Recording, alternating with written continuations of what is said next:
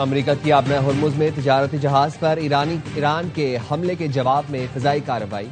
Iran में मुतादिद अहदाफ को निशाना बनाया गया। अमेरिकी सेंट्रल कमांड के मुताबिक कार्रवाई ईरानी मिसाइल और ड्रोन जखायर पर की गई। साहिली रेडार तनसीबात भी हमलों का हदफ बनाई गई। ईरान ने 25 जून को सिंगापुर के तिजारती जहाज को ड्रोन से निशाना बनाया। ईरानी हमला जंगबंदी की खिलाफ वर्जी है। खित्ते में इस्तेहकाम और महफूज बहरी नकलो हमल के लिए कार्रवाइयां जारी रहेंगी।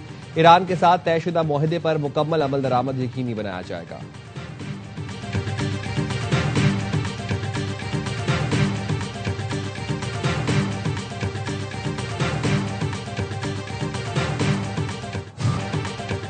अमरीकी सदर ट्रंप ने मीडिया से गुफ्तगू में ईरान के खिलाफ कार्रवाई का इशारा दे दिया था। एक सवाल के जवाब में कहा, ईरान ने बहरी जहाज पर हमला किया, मुझे अच्छा नहीं लगा। हमारी तरफ से जो जवाब आएगा सबको पता चल जाएगा। ट्रुथ सोशल पर लिखा, ईरान ने आपने हुर्मुज से गुजरने वाले जहाजों पर ड्रोन हमले किए। एक ईरानी ड्रोन से महंगे कार्गो को नुकसान हुआ। बकिया 3 ड्रोन हमने मार गिराए। ईरान अहमकाना तौर पर जंगबंदी मुआहदे की खिलाफवर्जी कर रहा है।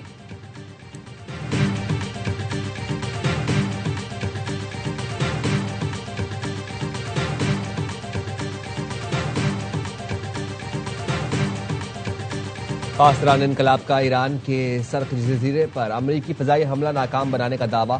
खित्ते में अमरीकी फौज के मुताबिक ठिकानों को निशाना बनाया गया। अमरीका के किसी भी नए हमले का ज्यादा सख्त और वसी जवाब दिया जाएगा। ईरानी पार्लियामेंट की कौमी सलामती कमेटी के सरबराह इब्राहिम अजीजी ने समाजी वेबसाइट बयान दिया कि अमरीका ने एक बार फिर मुज़ाकरात के दरमियान ईरान पर हमला किया।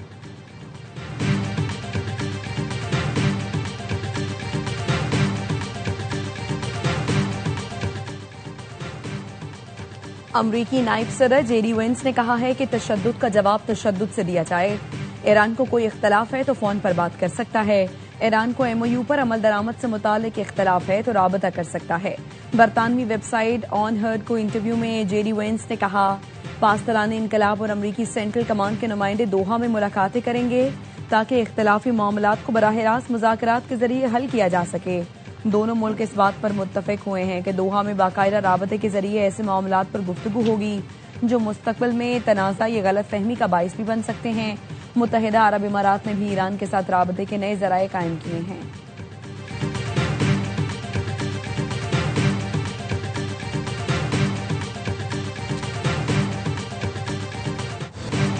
ईरान ने अमरीकी नायब सदर का दावा मुस्तरद कर दिया। तर्जुमान पासरान इनकलाब ने कहा, अपना हुर्मुज ईरानी इलाका है और उसका अमरीका से कोई ताल्लुक नहीं।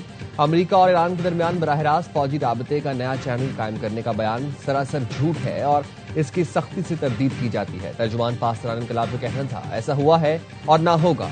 ईरान अपना हुर्मुज पर अमरीका के साथ कम्युनिकेशन लाइन कायम नहीं करेगा।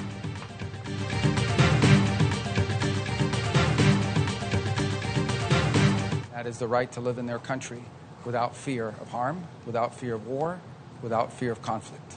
And that's what we hope to be able to facilitate and achieve. And today we've taken the first step in what will be a difficult journey without a doubt, but an important and an essential and a necessary one. And we're very proud to be a part of it.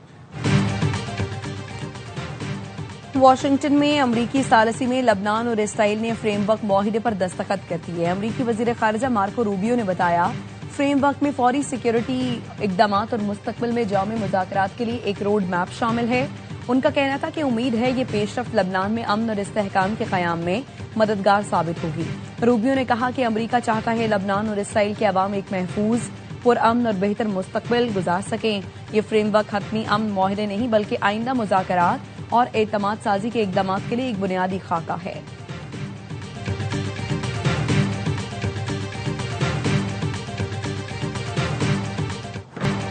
Trump इंतजामिया में खारजा policy पर इख्तलाफात खुलकर सामने आ गए। Reuters ने report में लिखा, Israel पर जेडी वेंस और मार्को रूबियो के बयानात में वाज़ेह तज़ाद है।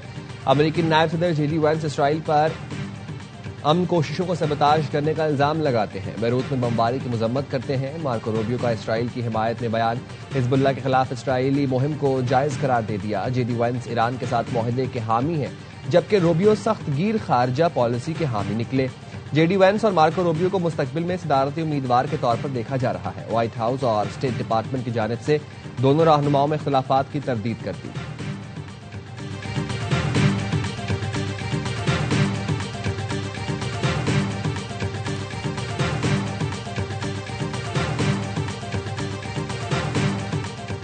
अमरीकी सदर ट्रंप की यूरोपीय ममालिक को 100% टैरिफ की धमकी। सदर ट्रंप ने कहा यूरोपीय ममालिक अमरीकी कंपनियों पर डिजिटल सर्विसेज टैक्स लगाने की तैयारी कर रहे हैं। जो भी मुल्क ये टैक्स नाफिज करेगा उस पर 100% टैरिफ आयद करेंगे। 100% टैरिफ फौरी तौर पर नाफिज होगा। ये टैरिफ तमाम मौजूदा और मुस्तकबिल के तिजारती माहिरों पर भी फौकियत रखेगा। अमरीका के मफादात के खिलाफ इकदाम बर्दाश्त नहीं किए जाएंगे।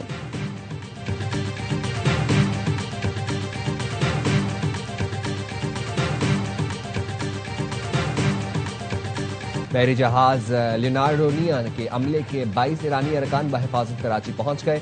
ईरानी अमले के अरकान को अमरीकी हुकाम ने रोका था। नायब वज़ीर-ए-आज़म इसहाक डार का एक्स पर पैगाम बताया, ईरानी मिशन के करीबी ताउन से बहरी जहाज के अमले की महफूज वापसी यकीनी बनाई जा रही है। ईरानी अमले की वापसी के लिए अमरीकी और ईरानी हुकाम के साथ करीबी राबते में रहे। अब तक पाकिस्तान के 70 ईरानी बैनुल-अक़वामी मार्केट में खाम तेल की कीमतों में मुसलसल कमी। ब्रेंट खाम तेल कमी के बाद $72.38 फी बैरल पर आ गया। अमरीकी वेस्ट टेक्सास खाम तेल कमी के बाद $69.41 फी बैरल पर ट्रेड।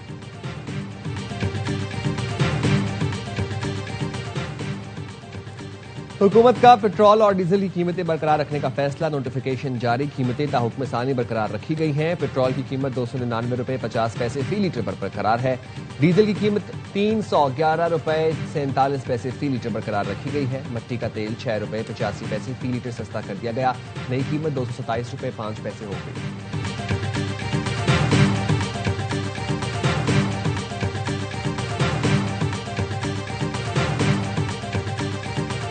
कराची में लियाकताबाद डाक खाने के करीब मुबैना मुकाबला, 2 मुलजिम हलाक। फायरिंग के तबादले में एक शहरी जख्मी हो गया। मारे गए मुलजिमान से असलहा और मोटरसाइकिल बरामद। डाकुओं की लाशें और जख्मी शहरी अस्पताल मुंतकिल। डाकुओं की शनाख्त का अमल जारी।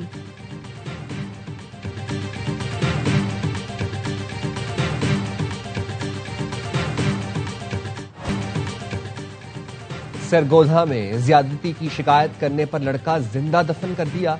रोने की आवाज पर खेत में मौजूद अफराद ने पुलिस को इतला दी। लड़के की जान बचा ली गई। तिब्बी इमदाद के लिए अस्पताल मुंतकिल। 14 साल का लड़का कल से लापता था। पुलिस ने 2 मुलजिम गिरफ्तार करके तफ्तीश शुरू कर दी। मरकजी मुलजिम कमर की तलाश जारी। तीनों मुलजिम सगे भाई हैं।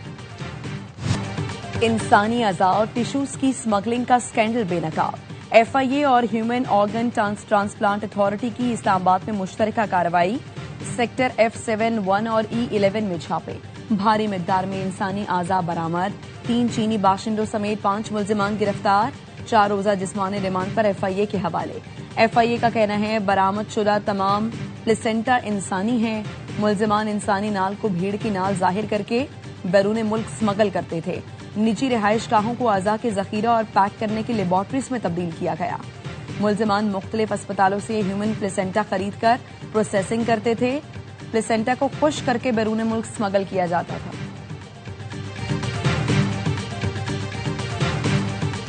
वफाकी वजारतों में अरबों रुपए की माली बेजाब्तगी। ऑडिटर जनरल ऑफ पाकिस्तान ने 23 वजारतों और महकमों की रिपोर्ट जारी कर दी। 1900 अरब के बैरूनी कर्जे और अरकान असेंबली की स्कीमें शामिल।